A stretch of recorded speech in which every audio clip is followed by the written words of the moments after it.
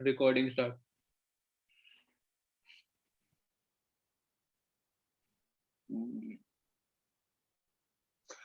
Good evening and welcome everybody to MUSC red devils NCR. काफी दिनों के बाद मैं आया हूं इस चैनल पे वापस, और मेरे आने के साथ मैं दो बड़ी खबरें लेके आया हूं। इनफैक्ट सबसे पहले here we go, Christian Eriksen will be back, and Fabrizio ने बोला है कि he will be back playing again in Premier League, and he has chosen us above Brentford. And another thing to talk about in this video will be Ronnie भैया जा रहे हैं, रहेंगे, क्या करेंगे, so we will discuss about him. आज मेरे साथ ए भी बैठे हैं, पार्थ बैठे हैं और ध्रुव बैठे हैं। ध्रुव, आपसे सबसे पहला सवाल, how do you feel the signing about Eriksen? Will he be coming and start playing as a regular, और बेंच से स्टार्ट होगा इनका रोल? आई फील एक दो मैचेस के लिए बेंच से स्टार्ट होगा, बट उसके बाद रेगुलर हो जाएगा। It will be Christian Eriksen and Bruno Fernandes up front और होल्डिंग मिडफील्ड में। If we sign Frankie, then Frankie will play if we do it. Okay, and AB, as he said, it will be Bruno, Ericsson, and Frankie. So, first off, what's happening with Frankie? And if he comes, can he play as a CD, or can he play as a proper DMF that we all the fans have been looking for? I don't think so कि वो खेलेगा as a CDM. उसके साथ एक और चाहिए, या तो फ्रेड आएगा अगर हम नहीं, लिस्टैंड्रो मार्टिनेज जो बोल रहे हैं कि CDM भी खेल सकता है. If we are able to sign him, and what we are reading the reports that Erik ten Hag wants him before the pre-season starts. So if he can play along with FDJ, then I guess it will be a good United can sort their midfield. But if no, then I guess Fred or McTominay, and most probably Fred will start with FDJ. And Ericsson, I still don't think he will be starting all the games, or he will be mostly playing Europa League. I think so, because he's more of a Bruno type player where he can give the assists and he can make everything. And also we have Van de Beek also, so that can also come, but he will also not play as a CAM. But most of Ericsson, I still don't think he'll play. He will be playing around 20 games where he'll be starting and rest on bench. Okay. But coming to sorry point है हमारा CDM का, मुझे लगता नहीं कि Erik ten हैग के system में CDM जैसा कोई डिफाइन होगा. We will have a deep lying midfielder. Yes. Deep lying midfielder के लिए फ्रैंकी है, जैसे रूबन नेवेस है वैसे ही फ्रैंकी भी. I agree. This point I agree with Dhruv. And but उसके लिए हमारे पे defenders, हाँ, वो डिफेंडर का वो है. आज जैसे रैशफोर्ड का इंटरव्यू आया, they are enjoying the training session, they are finding it hard but they are enjoying it. तो अब वैसे ट्रेन हो रहे हैं हमारे players to play. They were training hard under Ralph also, but they couldn't hard नहीं था. That was Ralph was telling them to do something and they were doing it. तो मतलब रैल्फ प्लेयर को समझ नहीं रहा था, रैल्फ प्लेयर को बता रहा था कि तुम्हें ये करना है, और वो हमारे प्लेयर वो करने के टाइप के ही नहीं है. They don't have that abilities. Anyways, Ralph is gone.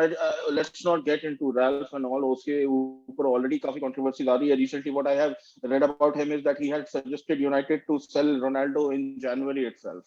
So speaking about Ralph, there will be many things to discuss. Coming to Parth, as AB said about Frankie playing as a CDM, and then I'd also like to ask you how different and what is the basic difference that you can explain to us is between Bruno and Ericsson.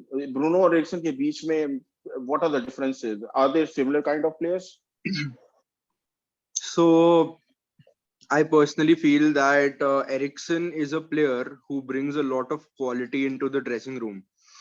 He is a player who brings in a lot of demands into the dressing room, and he's a player who brings in a lot of challenging ambition into the dressing room, because he has won a lot of titles, more than what our current crop has to offer anyways.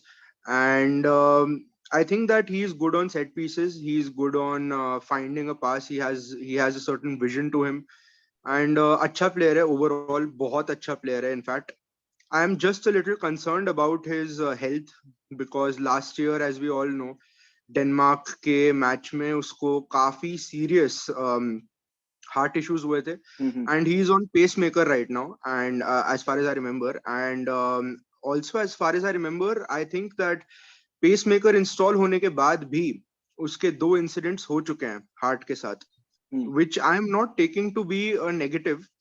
I surely think that वो premiere League में perform कर सकता है. He has shown us all that with Brentford. And coming to the difference between him and Bruno, the difference is that Eriksen is much more elegant in his passing ability, in his free kicks ability.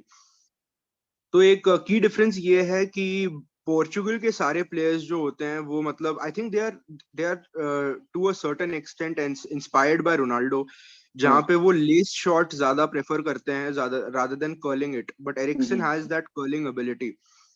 वो curl कर सकता है ball को, finesse कर सकता है ball को, और हमारे करंट क्रॉप ऑफ प्लेयर्स वो नहीं कर सकते. तो सेट पीस ट्रेनिंग में उसका वैल्यूएबल फीडबैक रहेगा. बाकी जैसा एबी भाई ने बोला, वो आई थिंक 20 से 25 गेम्स मैक्सिमम स्टार्ट करेगा. उसके अलावा बेंच से तो आएगा ही आएगा 60 मिनट मार्क पे एंड यूरोपा लीग गेम्स में स्पेसिफिकली. बट उसके अलावा आई think Bruno will be on his heels, because Bruno को पता है कि एरिक्सन क्वालिटी प्लेयर है, इंटर मिलान के साथ जीत कर आया है, वाइडली रिस्पेक्टेड प्लेयर है प्रीमियर लीग में, और he will be on his heels. वो अपने टोज पे रहेगा. he will perform better. जैसे शॉ टेलिस का हुआ था, टेलिस के आने के बाद शॉ बहुत ज्यादा अच्छा परफॉर्म करने लग गया था, वैसे I think Bruno and Eriksen will work out. Speaking overall his PL stats, so in 237 games he has 52 goals and 66 assists, which is a pretty decent number. If you are speaking about a midfielder who played under Pochettino, then it is a pretty decent number. So even if he gives us his 100%, then that will be an added advantage to United. That's what my personal thinking is currently. And through Eriksen आ चुका है. We had already made video about Malaysia. And 2 player हो गए हैं. क्या इन 2 player से रोनी भैया खुश होंगे या उनको और चाहिए कुछ? रोनी भैया को और चाहिए. देखो, पहले बात तो लेट्स क्लियर द एयर, रोनी भैया नहीं जा रहे हैं, ठीक है. लास्ट टाइम भी सब लोगों ने बहुत बोला था मैन सिटी आना यूनाइटेड ही था. हमारी बात भी हुई थी इस बारे में, एंग्जाइटी भाई सुबह 4 बजे की इधर ही आएगा, आया तो कहीं नहीं जा रहा है. पर अगर वो ये सब हरकतें नहीं करेगा ना, ये हरकतें सिर्फ 2 वजह से हो रही हैं. First of all he is playing Europa league, तो उसकी रेप्यूटेशन तो एट स्टेक है ही, ठीक है. सो इट्स मे बी कि वो चाहता है कि उसका कॉन्ट्रैक्ट में थोड़ा भाई पैसा और बढ़ा दिया जाए, कि यूरोपा लीग वगैरह खेल रहा है वो इस टाइम, कि उसका वो 25% वेज कट लेना पड़ेगा, वो सब ना लेना पड़े. और सेकंड कि वो सही में इनको प्रेशराइज कर रहा है कि भाई साइनिंग करो, ये टीम इनफ नहीं है. एरिक्सन के बाद भी, फ्रैंकी के बाद भी, you need players. Frankie de Jong, अब तुम इतना डीप आ चुके हो ना इस ट्रांसफर में कि अगर तुमने उसको नहीं उठाया, so you have wasted your window over a player, which happened with Sancho. You signed 4 players, you had a decent season, but तुम्हें तुम्हारा प्राइमरी टारगेट नहीं मिला था, तो तुम कुछ अचीव नहीं कर पाए थे, और वो ही फिर से रहेगा. ठीक है. Last season in 38 games Ronnie भैया ने टोटल 24 गोल 3 असिस्ट थे. तो if at all Ronaldo leaves, then who is going to fill the shoes? 24 goal कौन मारेगा? एबी स्ट्राइकर चाहिए, सीधी बात है. और सबसे अच्छी बात है कि वेजेस, क्योंकि अगर वो जो वेजेस जो सर्कुलेट हो रहे हैं 510 पर वीक, तो उससे काफी कम से कम 3 प्लेयर्स की वेजेस आ सकती है. वो तो ठीक है, वो तो चलता है, वो अपने यूनाइटेड में दैट हैपेंस. तो हम एक प्लेयर तो साइन करना बहुत जरूरी है, but I am also thinking market में अवेलेबल कौन है. We were after Nunes, I don't know if we were generally after Nunes, but वो चला गया लिवरपूल. हालैंड ऑलरेडी डिसाइडेड, और वो सिटी पहले ही आ गया था. तो बचा कौन है striker? I don't think anyone is there in the market. वही होगा फिर पोर्टुगीज लीग्स में जाके छोटा कोई टीम का स्ट्राइकर उठा लाओ. नहीं, आपको याद होगा यूरोस में there was Patrick Schick. So yes, but उसके बारे में भी यही हो रहा है कि he recently 2 weeks back he recently signed a new contract.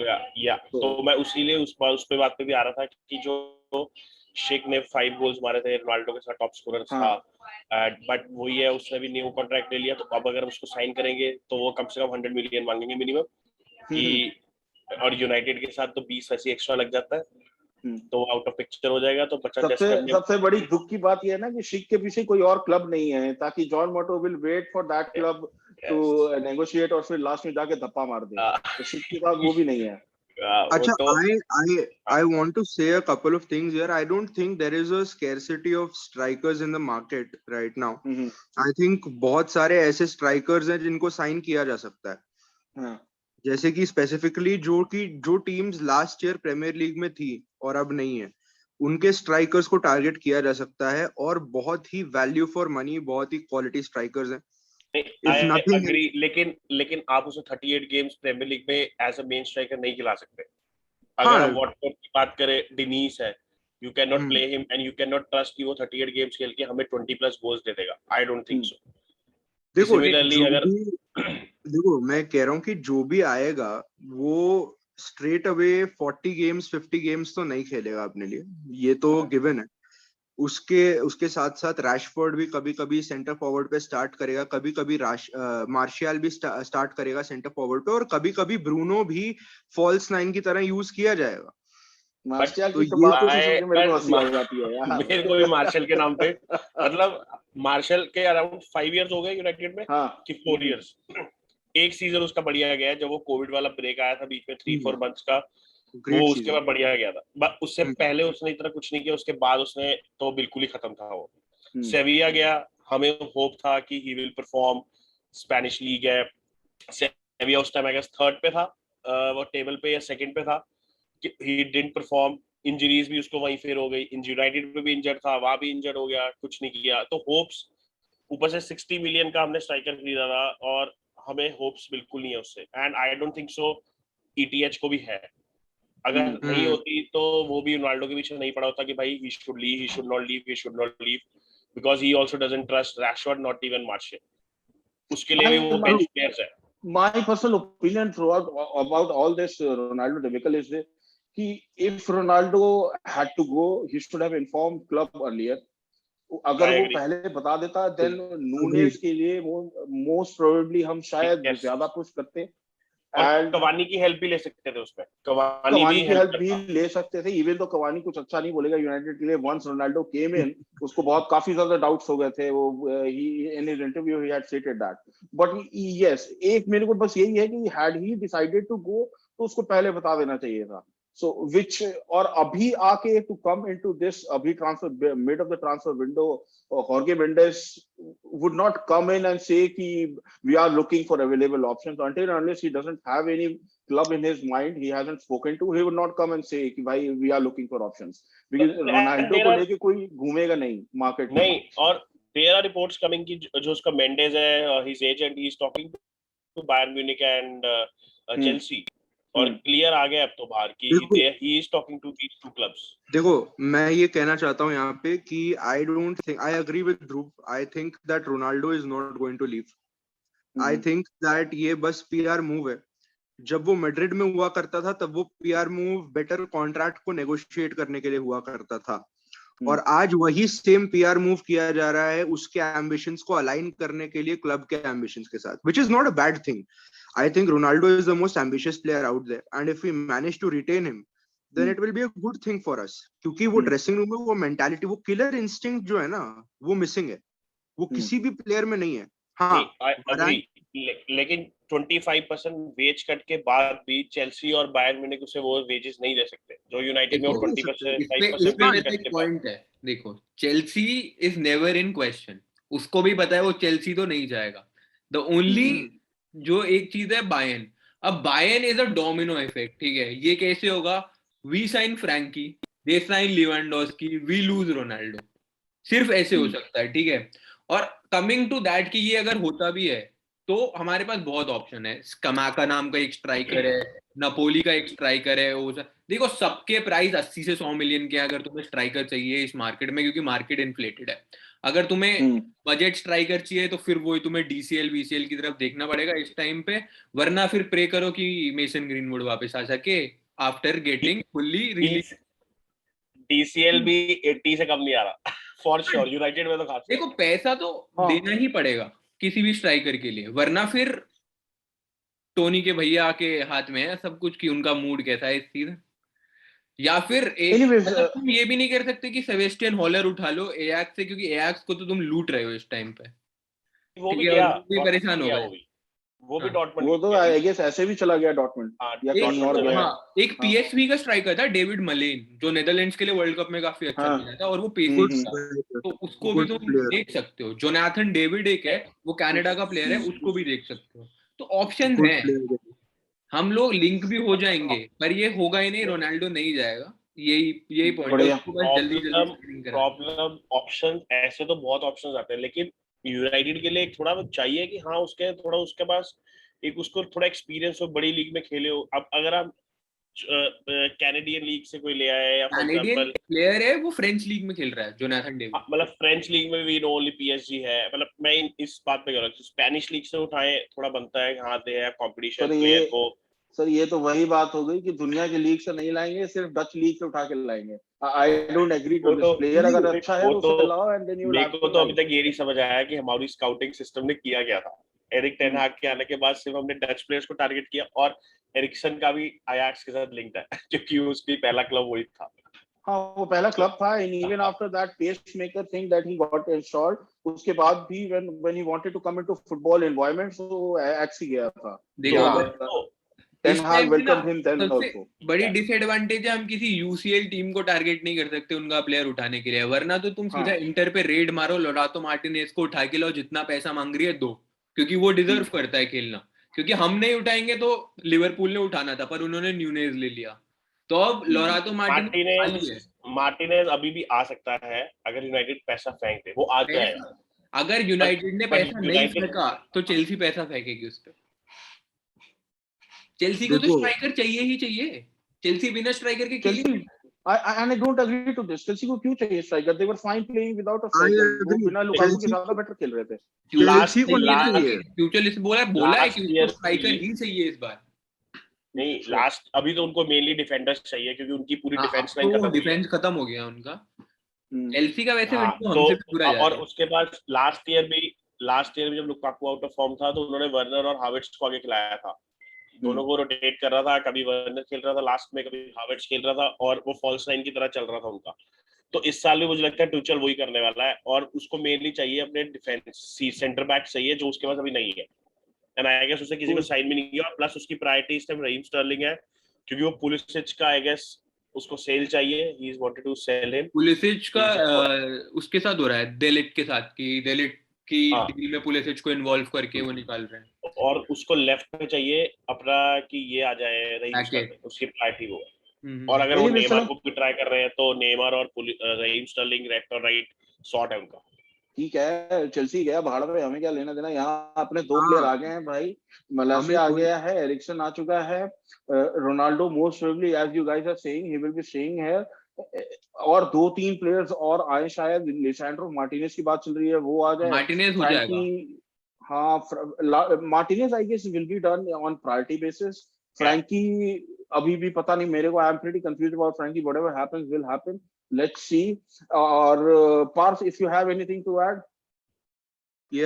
मैं ये कह रहा था कि ये जो पूरा रोनाल्डो का डिस्कशन है, ये काफी ज्यादा पॉइंटलेस डिस्कशन है, क्योंकि अगर आप लोग ट्रेंड को देखो, Ronaldo is a player who loves his legacy more than anything, और वो कभी भी बॉस फैन बॉयज तो फ्री CR7 कर रहे हैं, #free CR7 कर रहे हैं।